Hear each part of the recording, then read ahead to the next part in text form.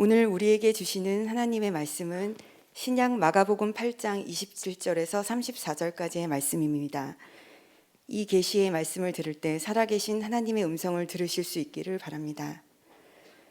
예수와 제자들이 빌립보 가이사라 여러 마을로 나가실새 길에서 제자들에게 물어 이르시되 사람들이 나를 누구라고 하느냐? 제자들이 여짜와 이르되 세례 요한이라 하고 더러는 엘리야 더러는 선지자 중에 하나라 하나이다. 또 물으시되 너희는 나를 누구라 하느냐? 베드로가 대답하여 이르되 주는 그리스도시니이다 하매 이에 자기의 일을 아무에게도 말하지 말라 경고하시고 인자가 많은 고난을 받고 장로들과 대제사장들과 서기관들에게 버림받아 죽임을 당하고 사흘 만에 살아나야 할 것을 비로소 그들에게 가르치시되 드러내놓고 이 말씀을 하시니 베드로가 예수를 붙들고 항변하매 예수께서 돌이키사 제자들을 보시며 베드로를 꾸짖어 이르시되 사탄아 내 뒤로 물러가라. 내가 하나님의 일을 생각하지 아니하고 도리어 사람의 일을 생각하는도다 하시고 무리와 제자들을 불러 이르시되 누구든지 나를 따라오려거든 자기를 부인하고 자기 십자가를 지고 나를 따를 것이니라. 이 말씀은 살아계신 하나님의 말씀입니다. 아멘. 네, 한 주간 주 안에서 평안하셨나요? 네, 코로나 어려움을 겪진 않으셨습니까?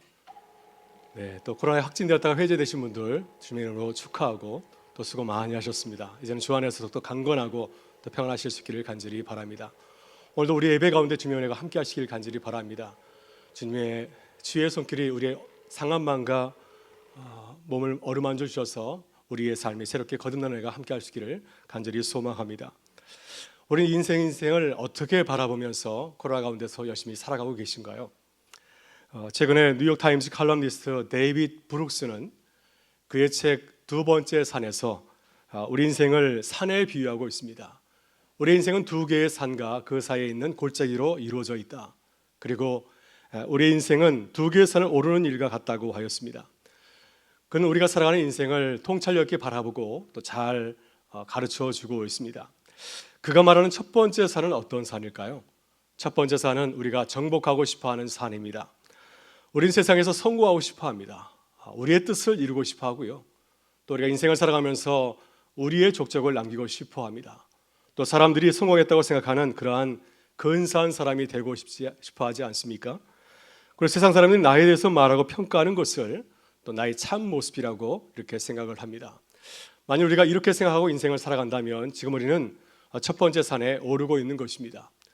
그렇다면 두 번째 산은 어떤 산일까요? 두 번째 산은 우리가 정복당하고 싶은 산입니다. 우리가 산을 정복하는 것이 아니라 반대로 우리가 산이 우리를 정복하는 것입니다. 어떤 사람들은 첫 번째 산에 오르면서 큰 성공을 거두기도 하지만은 그러나 자신의 삶을 바라보면서 만족하지 못합니다. 또 어떤 사람들은 첫 번째 산을 오르면서 뼈아픈 실패를 하고 인생의 쓴맛을 보기도 합니다. 우린 이러한 성공과 실패의 경험을 통하여서 정말 내게 소중한 것이 무엇인지를 깨닫고 추구하게 되죠. 그래서 나의 생각을 내려놓고 나의 욕심을 내려놓고 자아를 내려놓고 인생의 가장 참된 가치와 진리를 위해서 살아가게 됩니다. 그래서 두 번째 산을 오르게 될 때 우리는 인생을 살아가는 참된 기쁨과 만족을 누리게 됩니다. 예수님의 제자들도 그렇습니다. 제자들도 첫 번째 산과 두 번째 산을 올랐습니다. 처음에 첫 번째 산을 정복하려고 하였습니다. 그들은 예수님을 통해서 자신의 꿈을 이루고자 하였습니다. 예수님의 제자이지만 세상에서 성공하는 제자로 살아가고 싶었습니다. 그러나 십자가에서 죽으신 예수님의 모습에 크게 실망하여서 제자기를 포기하고 다시 돌아서려고 하였습니다. 그러나 제자들은 이러한 실패의 경험을 통해서 자신의 모습을 돌아보고 참된 제자의 길을 깨닫게 되었습니다. 그래서 예수님의 부활을 경험하고 성령을 체험한 이후에는 두 번째 산에 오르게 되었습니다. 이제는 나의 욕심을 추구하지 아니하고 자신을 내려놓고 주님의 나라와 복음을 위해서 살아가는 제자의 삶을 걸어가게 되었습니다. 여러분, 우리는 지금 어떤 산을 오르고 있나요? 혹시 첫 번째 산을 열심히 오르고 있지는 않습니까? 아니면 두 번째 산이 나를 정복할 수 있도록 나를 내어놓고 또 그 삶을 기뻐하면서 살아가고 있으십니까? 오늘은 가정예배 주일입니다. 오늘 사랑하는 자녀들과 함께 예배를 드리면서 우리 가정은 어떤 산을 오르고 있는지 한번 생각해 보실 수 있기를 바랍니다. 그래서 우리의 가정이 하나님을 기뻐하고 또 주님의 인도하심을 기뻐하는 가정이 될 수 있도록 기도하는 아름다운 시간이 되기를 간절히 바랍니다. 오늘은 사순절 5번째 주일입니다. 오늘 함께 나누고자 하는 말씀은 제자들에게 순환을 예고하시는 예수님의 이야기를 전하는 마가복음의 말씀입니다. 마가복음은 주 70년경 로마와 유대의 그 전쟁의 상황에서 기록이 되었습니다. 전쟁을 치르고 있으니 이 약한 나라 유대에 살고 있는 초대교회 공동체가 얼마나 큰 어려움을 겪었을까요? 그래서 마가는 예수님의 순환 이야기를 그들에게 들려주고 예수님을 따라가는 제자의 길을 새롭게 가르치고 또 도전하였습니다. 오늘 본문을 보면 예수님께서 제자들과 함께 분봉한 빌립이 로마 황제를 위해서 세운 빌립보 가야사랴를 방문하면서 제자들에게 매우 중요한 질문을 던지고 있습니다. 사람들이 나를 누구라 하느냐? 그때 제자들은 사람들의 생각을 전하였습니다. 사람들이 예수님을 세례 요한이라 또 엘리야라 선지 중에 한 사람이라고 말하고 있습니다. 제자들의 들음을 들으신 예수님께서는 이번엔 제자들의 생각을 물으셨습니다. 그러면 너희들은 나를 어떻게 생각하느냐? 그때 수자 베드로가 제자들의 생각을 대신 전하였습니다. 주님은 그리스도이십니다. 베드로 성경을 보면 좀 더 자세하게 말하고 있습니다. 주님은 그리스도이십니다. 곧 메시아입니다. 제자들은 예수님을 어떻게 생각하였습니까? 예수님은 이스라엘 구원하기 위해서 오신 메시아로 이해하고 또 바라보았습니다. 예수님은 베드로의 대답을 들으시고 인자로 오신 주님의 길을 그들에게 처음으로 말씀을 합니다. 인자가 많은 고난을 받고 제자 장로들과 대제사장들과 서기관들에게 버림받아 죽음을 당하고 사흘 만에 다시 살아나리라. 그러나 예수님의 말씀은 제자들이 기대하고 또 바라봤던 메시아의 모습이 아니었습니다. 그래서 베드로는 주님을 붙들고 항의하였습니다. 그때 주님은 베드로와 제자들을 엄하게 꾸짖었습니다. 사단아, 내 뒤로 물러가라. 너희는 하나님의 일을 생각하지 아니하고 자신의 일만 생각하는구나. 그리고 주님은 제자들과 무리들을 불러놓고 그들에게 제자의 길을 새롭게 가르치셨습니다. 나를 따라오려거든 자기를 부인하고 자기 십자가를 지고 나를 따를 것이니라. 이렇게 예수님이 고난당하는 메시아 길을 처음 전하였을 때 제자 공동체 안에서는 큰 소동이 벌어지게 되었습니다.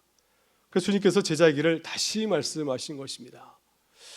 여러분, 그래서 제자들은 어떻게 해야 될까요? 제자들은 제자로 살아가게 될 때 예수님을 따라가는 제자의 길을 바르게 이해하고 분명하게 알아야 됩니다. 여러분, 우리는 누구라고 고백하고 있습니까? 우리는 예수님을 주로 고백하며 주님을 따라가는 제자들입니다. 그렇다면 우리는 오늘 우리의 상황에서 우리의 삶의 자리에서 어떻게 주님을 고백하며 제자의 길을 걸어가야 될까요? 오늘 주신 말씀을 통해서 3가지 제자의 모습을 함께 살펴보고자 합니다. 먼저 제자는 주님의 인도하심과 뜻을 따라가는 제자의 신분임을 분명히 알아야 됩니다. 오늘 본문에서 제자들과 또 예수님은 큰 갈등을 겪었습니다. 이러한 갈등을 겪게 된 것은 제자들이 제자의 신분을 잘 이해하지 못하였기 때문입니다.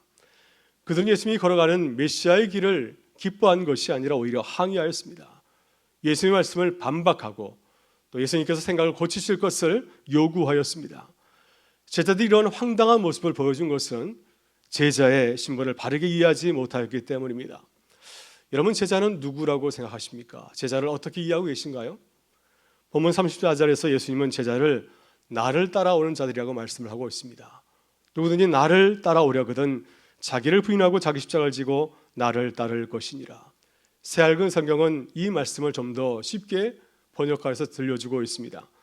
누구든지 내 뒤를 따라오려면 자신을 완전히 내려놓고 자기 십자가를 메고 나를 따라오기 바랍니다. 제자는 어떤 사람들인가요? 제자는 주님을 따라오는 사람들입니다. 주님의 뒤를 따르는 자들입니다. 그냥 따르는 것이 아니라 자신을 완전히 내놓고 주님을 따라가는 자들이 바로 제자입니다.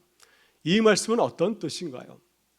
이 말씀에 따르면 제자는 우선순위가 분명해야 됩니다. 제자는 자신의 생각이나 의견을 주장하지 말아야 됩니다. 내 생각과 의견을 내려놓고 내 주장을 잠시 접어놓고 주님의 뜻과 생각을 가장 중요하게 여겨야 됩니다. 이러한 우선순위가 흔들리지 말아야 됩니다. 만일 누가 먼저인지, 내가 먼저인지 주님이 먼저인지 이 우선순위를 흔들리게 되면 그 사람은 제자의 자격이 없는 것이 아니겠습니까? 그래서 예수님께서는 주님을 따르는 자들에게 늘 강조하셨습니다. 너희는 먼저 그의 나라와 그의 일을 구하라. 그러면 이 모든 것을 너에게 더하시리라. 제자는 삶의 우선순위를 나에게 두지 아니하고 하나님을 위해서 살아가는 자들입니다. 최우선 순위를 나에게 두는 것이 아니라 하나님의 나라와 그의 뜻을 위해서 두는 사람, 이런 사람들이 주님을 따라가는 제자라고 말씀하셨습니다. 누가복음 14장에 나오는 큰 잔치 비유에서 예수님께서는 주님의 부르심을 거절하였던 세 사람을 소개하고 있습니다. 첫 번째 사람은 그가 산 밭을 확인하기 해야 하기 때문에 주님의 초대를 거절한 사람입니다. 두 번째 사람은 이번에 소를 5마리를 새로 샀기 때문에 그 소가 건강한지 시험하기 위해서 주님의 초대를 거절한 사람이고요. 또 마지막 세 번째 사람은 장가를 갔기 때문에 가지 못한다고 대답하였던 사람입니다. 이 세 사람의 공동점은 무엇인가요? 그들은 모두 우선순위가 나에게 있는 사람이었습니다. 무슨 일을 하든지 주님의 뜻과 생각을 먼저 고려한 것이 아니라 내 생각대로 판단하고 행동하는 사람입니다. 그래서 그들은 결국 하나님의 나라의 잔치에 참여하는 제자가 되지를 못하였습니다. 그리고 주님이 초대한 하나님 나라의 잔치에는 주님을 기뻐하고 즐거워하는 사람들이 그 잔치에 참여하게 되었습니다. 따라서 우리는 주님의 제자로서 우리의 신분을 분명히 알아야 됩니다. 우리는 세상을 따라가는 자가 아니라 또 내 생각대로 따라가는 자가 아니라 주님의 뜻을 따라가는 자들이죠. 그래서 무엇을 하든지 주님을 먼저 생각하며 주님의 뜻을 헤아리는 자들이 제자인 줄 믿습니다. 또한 우리는 주일에만 주님을 예배하며 주님의 말씀을 묵상하는 것이 아니라 우리 일상 생활 속에서 주님의 말씀을 묵상하며 주님의 뜻을 기억하며 주님을 따라가는 자들인 줄 믿습니다. 최근에 감리교회 서승직 목사님이라고 하는 분이 날마다라고 하는 신앙서적에서 우리 그리스도인들에게 중요한 질문을 던지고 있습니다. 서 목사님은 뉴질랜드 10년 목회를 하시고 이제 한국에 다시 오게 되었습니다. 그동안 목회 현장에서 많은 교우들을 섬기고 또 말씀을 전하는 과정에서 이런 질문을 가지게 됐다고 고백을 합니다. 사람들은 정말 변하는가? 이 서성기 목사님은 뉴질랜드에서 처음 목회를 하면서 큰 교회 성장과 기쁨을 경험하게 되었습니다. 많은 교우들이 예배 가운데 큰 은혜를 체험하였다고 고백하였습니다. 그런데 큰 은혜를 맛본 성도들이 얼마가 가서 다시 예전의 모습으로 돌아가는 것을 보게 되었습니다. 그리고 교회에서 큰 문제를 일으키고 또 다른 사람들에게 상처를 주는 모습을 보면서 큰 고통을 당했다고 고백을 합니다. 이러한 모습을 바라보면서 정말 사람은 변하는가 하는 질문을 갖게 되었다고 하는 것입니다. 목사님은 이런 문제의식을 가지고 기도하다가 그 이유를 찾게 되었습니다. 그 이유가 무엇일까요? 왜 사람들이 큰 은혜를 받았지만 계속해서 변화의 경험을 하며 살아가지 못할까요? 그 이유는 날마다 주님의 제자로 살아가지 못하기 때문입니다. 주일에는 성도로 살아가지만 주중에는 다시 세상으로 돌아가서 세상을 벗하며 살아가기 때문입니다. 하루만 성도로 살아가고 나머지 날들은 성도로 헌신하며 구별된 삶을 살아가지 못하기 때문입니다. 그래서 제자로 경험하는 변화되는 경험을 누리기 위해서는 어떻게 해야 되겠습니까? 날마다 주님의 말씀을 묵상하고 주님을 예배하며 주님 위해서 살아가는 제자의 삶을 살아가게 될 때 그러한 변화를 경험하게 된다고 말씀하고 있습니다. 여러분 베드로후서 2장 6절부터 8절을 보게 되면 실패한 제자의 모습을 우리에게 보여줍니다. 베드로후서 2장 6절부터 8절은 이렇게 소개하고 있습니다. 소돔과 고모라 성을 명하기로 정하여 제가 되게 하사 후세에 경건하지 아니한 자들에게 본을 삼으셨으며 무법한 자들의 음란한 행실을 말미암아 고통당하는 의로운 놋을 건지셨으니 이는 이 의인이 그들 중에 거하며 날마다 더 불법한 행실을 보고 들으므로 그 의로운 심령이 상함이라. 이 말씀은 누구에 대해서 증거하고 있습니까? 아브라함의 조카인 롯에 대한 예수님의 베드로 사도의 말씀을 전하고 있습니다. 우리가 아는 것처럼 롯은 본래 경건한 하나님의 백성이었습니다. 그런데 아브라함을 떠나서 이제 그의 가족이 소돔과 고모라에 살아가게 될 때 그만 하나님의 심판을 받는 부끄러운 신분으로 추락하고 말았습니다. 롯이 이렇게 다른 삶을 살아가게 된 그 이유가 무엇입니까? 베드로 사도는 롯의 실패를 이렇게 말하고 있습니다. 이는 의인이 그들 중에 거하여 날마다 또 불법한 행실을 보고 들으므로 그 의로운 심령이 상함이라.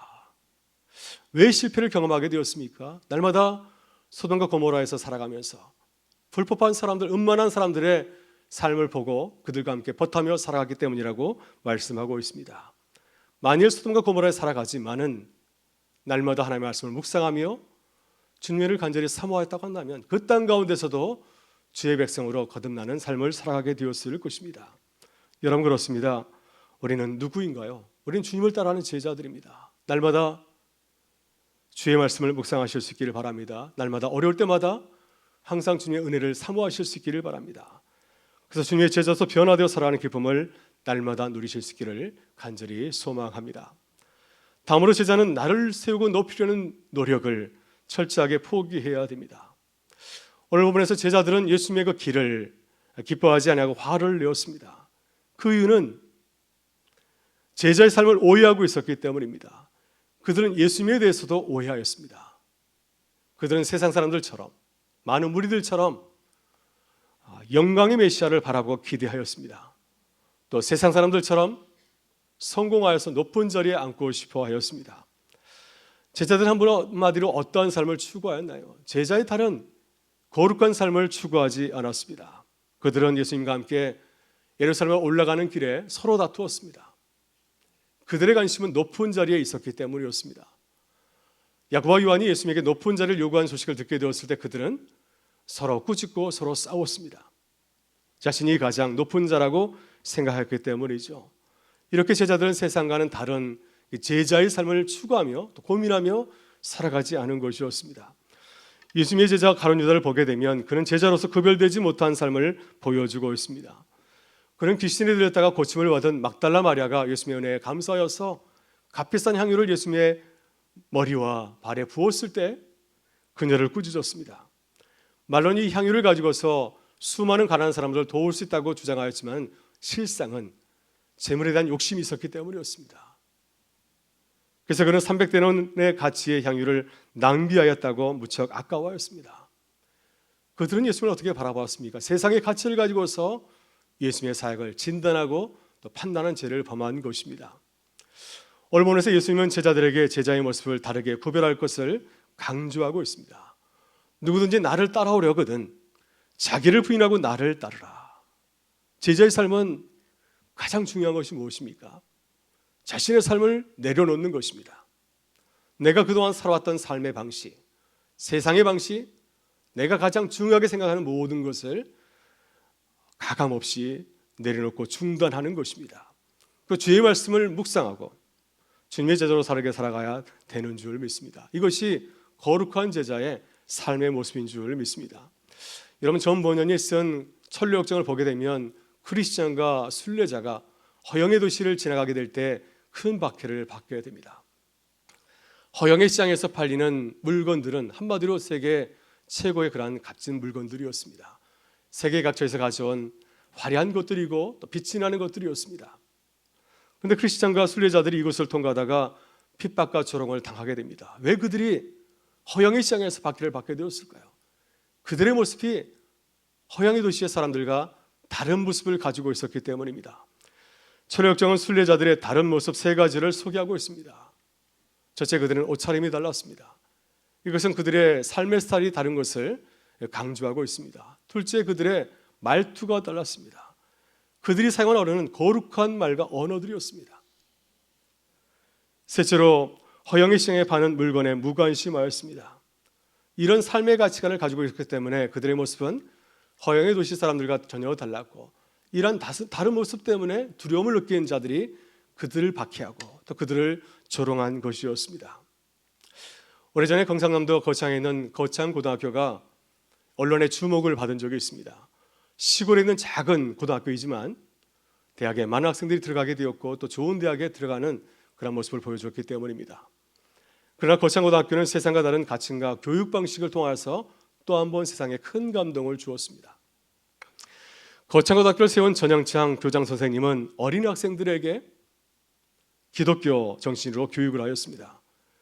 그 결과 많은 졸업생들이 자신의 그 삶의 목적을 달리하였습니다.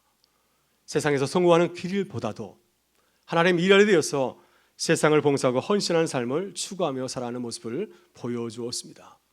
이 거창고등학교는 우리가 잘 알고 있듯이 거창고 직업 선택의 시기명으로 아주 유명합니다. 직업을 선택할 때 어떠한 기준을 가지고 선택할 것인지를 체육관에 모든 학생들이 볼 수 있도록 붙여놓았다고 합니다. 그 내용이 이렇습니다. 첫째, 월급이 적은 쪽을 택하라. 둘째, 내가 원하는 곳이 아니라 나를 필요로 하는 곳을 택하라. 셋째, 승진의 기회가 거의 없는 곳을 택하라. 넷째, 모든 조건이 갖추어진 것을 피하고 처음부터 시작해야 되는 학모지를 택하라. 다섯째, 앞을 다투어 모여드는 곳은 절대로 가지 말라. 일곱 번째, 사회적 존경 같은 것을 바라볼 수 없는 곳으로 가라. 여덟 번째, 한가운데가 아니라 가장자리로 가라. 아홉 번째, 부모나 아내나 약혼자가 결사 반대하면 틀림없다. 의심하지 말고 가라. 열 번째, 왕관이 아니라 단두대가 있는 곳으로 가라. 이 거창고등학교 직업선택의 10계명이 강조하는 것은 무엇입니까? 내가 그리스도인이면 다른 삶을 살아가라고 하는 것입니다. 세상과 다른 모습을 보여줘라고 하는 것입니다.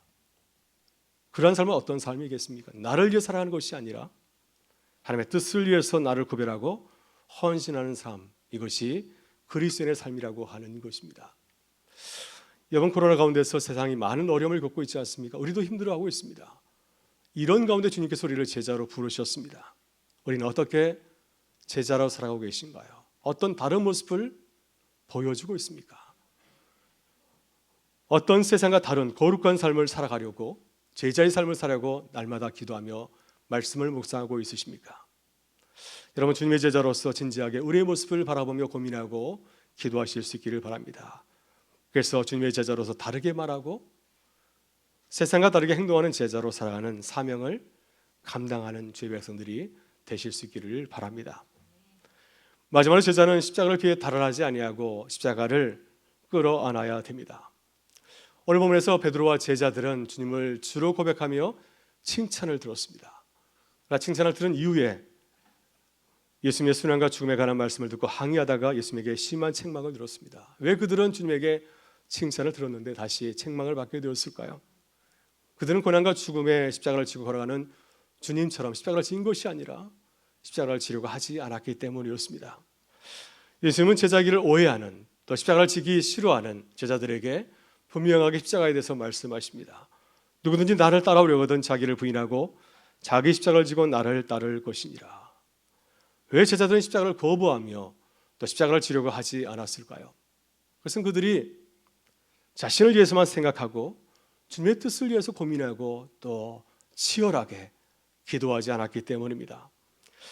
여러분, 우리가 십자가를 지기 위해서는 주님의 뜻을 묻고 기도해야 됩니다. 왜 우리가 이 어려운 십자가를 지어야 되는가? 왜 우리가 세상에서 사람들에게 욕을 얻어먹고 박해를 받아야 되는가? 그 일을 우리 진지하게 한번 물어봐야 됩니다. 왜 예수님께서 십자가를 지기 위해서 겟세마네 동산에서 기도하셨는지 우리도 주님처럼 치열하게 기도하고 주님의 뜻을 물어야 될 줄 믿습니다. 그러면 성령께서 우리를 도우실 줄 믿습니다. 우리가 감당하기 힘들기 어려운 십자가를 할지라도 주님의 은혜 가운데서 감당하는 은혜를 우리에게 허락하실 줄 믿습니다. 우리가 올해 신년 특세에서 묵상하셨던 다니엘은 바벨론으로 포로로 끌려갔던 어린 청소년이었습니다. 어린 다니엘이 어떻게 세계 최강대국 바벨론 궁정에서 하나님의 선지자로 살아가는 십자가를 감당할 수 있었을까요? 그것은 그가 하나님의 사람으로서 치열하게 고민하고 하나님의 뜻을 묵상했기 때문입니다. 하나님께서 은혜를 주셨기 때문에 그는 거룩한 뜻을 세우고 살아갈 수 있었습니다. 바벨론 궁정에서 이방인 왕에게 하나님의 말씀을 선포하는 선지자로 살아가는 그런 은혜를 누릴 수 있게 되었습니다. 최근에 국민일보 칼럼에서 유기성 목사님이 화해를 위해서 기도하자라는 글을 기고하였습니다. 유기성 목사님은 평소에 민족 통일을 위해서 늘 기도하셨다고 합니다. 그런데 우리 사회의 분열된 모습을 바라보면서 기도의 내용이 바뀌었다고 하였습니다. 그래서 지금은 민족 통일보다도 민족의 화해와 화합을 위해서 기도한다고 하였습니다. 그 이유가 무엇일까요? 민족의 통일도 무척 중요한 기도 제목이지만 통일을 이루기 전에 화합과 화해가 선행되어야 하기 때문입니다. 만약 민족의 화합과 화해 없이 통일이 된다면 어떻게 될까요? 통일이 된 이후에 큰 논란이 우리 사회 가운데, 이 민족 가운데 있지 않겠습니까? 화해가 없는 통일, 연합이 없는 통일은 더 큰 분열을 초래할 것이 분명하기 때문입니다. 그래서 우리도 우리 사회를 바라보면서 화목하게 하는 제자로 살아가야 될 줄 믿습니다. 그러나 화해자로 살아가는 것, 우리의 가정에서, 우리의 일터에서, 또 교회에서 화해자로 살아가는 것은 무척 힘들고 어려운 일입니다. 예수님께서 하나님과 우리 사이를 화해하게 하시려고 어떻게 하였습니까? 십자가를 지고 걸어가지 않았습니까? 고통이 따르는 길입니다. 화해자로 살아가는 것은 자기 생각 헌신이 없이는 도저히 불가능한 길입니다. 우리의 자존심은 내려놔게 되고요. 나보다도 다른 사람을 더 존중하고 배려하고 인정해야 됩니다. 때로는 억울하게 희생과 헌신도 감수해야 됩니다. 따라서 이 일은 우리의 힘으로 도저히 감당할 수 없는 일이고 하나님만이 하실 수 있는 일입니다. 그러나 주님께서는 그럼에도 불구하고 우리를 세상에서 화목하게 하는 제자로 우리를 부르셨습니다. 사도 바울은 고린도후서 5장 18절에서 이렇게 말씀합니다. 모든 것이 하나님께로 났으며 그가 그리스도로 말미암아 우리를 자기와 화목하게 하시고 또 우리에게도 화목하게 하는 직분을 주셨으니. 여러분 그렇습니다. 우리도 제자들처럼 십자가를 지고 걸어가는 것을 두려워하고 포기할 수밖에 없습니다. 우리의 힘과 능력은 도저히 그 길을 걸어갈 수 없기 때문이죠. 어떻게 우리가 우리 일터와 우리 가정에서 교회에서 화목하게 하는 직분을 잘 감당할 수 있을까요? 우리의 힘과 능력은 도저히 불가능합니다. 그러나 주님께서 우리에게 이 귀한 사명을 맡겨주신 것은 우리를 향하신 놀라우신 주님의 뜻이 있는 줄 믿습니다. 하나님께서는 우리를 통해서 이 귀한 일을 감당하게 하시고 또 이뤄가게 하시는 줄 믿습니다. 그래서 주님을 믿음으로 고백하며 나가게 될 때 우리도 주님처럼 화해하게 하는 직분을 감당하는 기쁨을 누리며 살아가게 될 줄 믿습니다. 말씀을 준비하면서 오래전 수영을 처음 배울 때 수영 강사의 말이 생각이 났습니다. 저는 군대를 제대하고 교회 수련회에서 한번 물을 먹은 다음에 수영을 배우게 되었습니다. 겨울철에 수영을 배웠는데요. 수영 강사가 이렇게 말하였습니다. 몸에 힘을 빼고 물에 몸을 맡기십시오. 그러면 뜹니다. 갑니다. 그런 얘기를 해줬습니다. 그러나 이 말은 초보자에게는 무척 어려운 말이었습니다. 왜 두려움을 가지게 될까요? 몸에 힘을 빼고 물에 몸을 맡기면 빠져 죽을 것처럼 보이기 때문입니다. 그러나 수영을 배우면서 이제 몸이 뜨는 것을 경험하게 되었고 호흡하는 것을 알게 되었을 때 그 다음부터는 수영은 굉장히 즐거운 일이었습니다. 수영을 즐기게 되었습니다. 여러분 제자의 길도 그렇습니다. 예수님의 말씀대로 나를 부인하고 주님의 말씀대로 살아가게 되면 내가 큰 손해를 볼 것처럼 보이지 않습니까? 억울한 일을 당할 것입니다. 그러나 나를 내려놓고 주님의 말씀대로 살아가게 되면은 뜻밖에도 주님과 동행하는 기쁨을 누리며 살아가는 것을 보게 됩니다. 사랑하는 성도 여러분, 사순절을 보내면서 제자로 다시 살아가기로 결단하고 날마다 주님을 따라하는 은혜가 함께 하시기를 주의 이름으로 축원합니다.